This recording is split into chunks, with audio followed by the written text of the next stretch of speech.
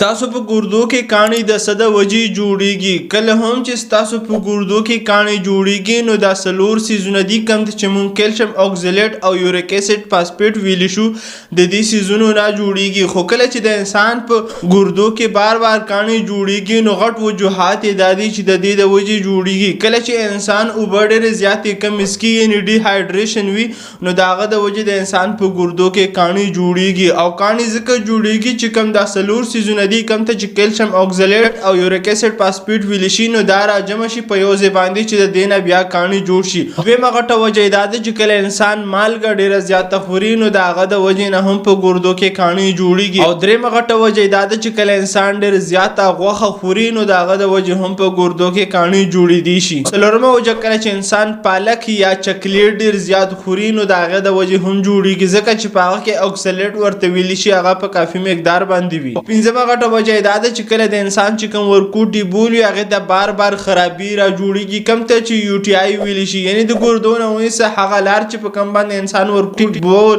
بهر ته وباسي هغې ته خرابي را پیښیږي نو د هغه د وجې هم په ګردو کې کاڼي جوړیدی شي. او شپږمه غټه وجه چې د چا په خاندان کې وي د هغې په خاندان کې کاڼي جوړیدی شي. او اومه وجه کوم انسان چې ډېر زیات موټاپا لري د هغه د وجې هم په ګردو کې کاڼي جوړیدی شي. نو خامخا تاسو اوبه څښئ د دې څیزونو نه تاسو ځان بچ کوئ. او که چېرې تاسو وایئ چې تاسو ته د خالص علاجي زموږ نه میلاو شي نو تاسو موږ سره وټساپ باندې کنټیکټ کولی شئ. نو دغه شان میډیکل انفارمیشن دپاره زموږ سره اوسئ او که چېرې ستاسو په ذهن کې هر قسم رایه وي په کمنټ کې تاسو هغه پرېښودلی شئ. شکریه، الله حافظ.